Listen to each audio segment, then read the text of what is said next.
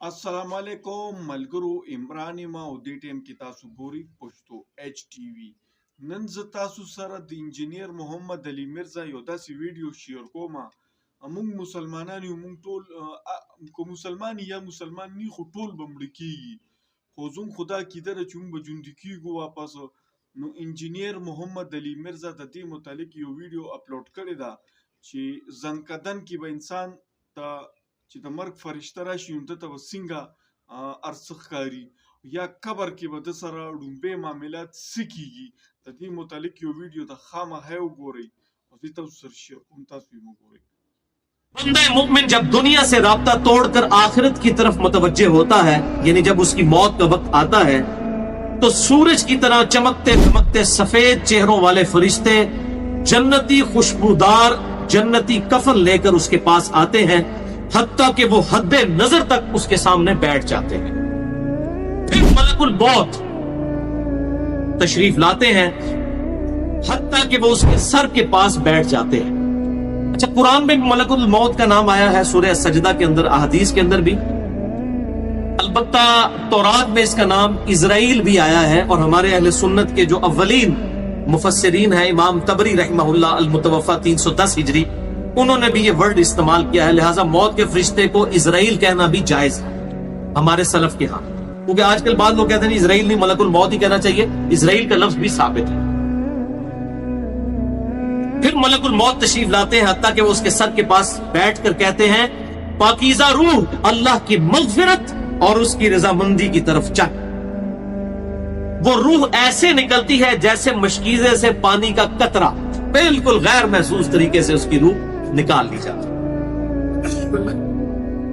اور جب ملک الموت اس کی روح نکالتے ہیں تو باقی فرشتے اسے آنکھ جھپکنے کے برابر بھی ملک الموت کے پاس نہیں رہنے دیتے، بلکہ اسے فوراً اس کے کفن اور اس خوشبو میں لپیٹ دیتے ہیں جو جنت سے لائی ہوتی.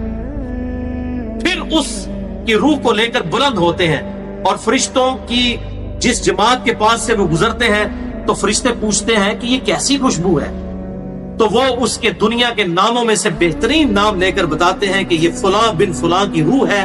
حتیٰ کہ وہ اسے آسمان دنیا تک لے پہنچتے ہیں اور اس کے لیے دروازے کھولنے کی اجازت طلب کرتے ہیں، تو جنت کے جو آسمانوں کے دروازے ہیں اس کے لیے کھول دیے جاتے ہیں. پھر ہر آسمان کے مقرب فرشتے اگلے آسمان تک اسے پروٹوکول دیتے ہوئے اس روح کے ساتھ جاتے ہیں، حتیٰ کہ اسے 7ویں آسمان تک پہنچا دیا جاتا ہے.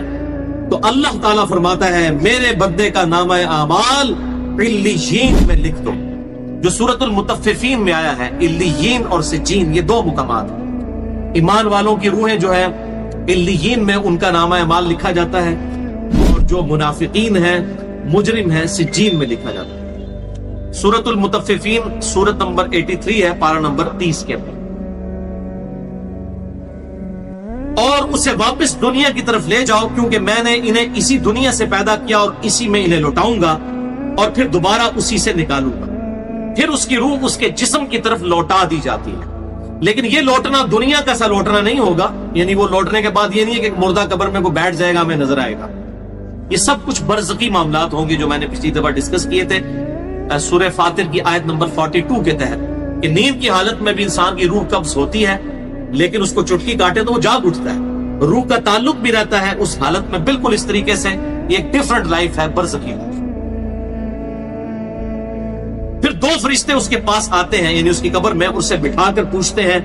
اب یہ وہ 4 سوال یہاں پر آ رہے ہیں اس ڈیٹیل حدیث میں.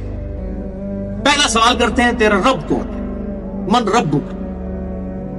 وہ کہتا ہے ربی اللہ، میرا رب اللہ ہے. دوسرا سوال پوچھتے ہیں، تیرا دین کیا ہے؟ ما دینوں کا، تیرا دین کیا؟ تو وہ کہتا ہے میرا دین اسلام ہے.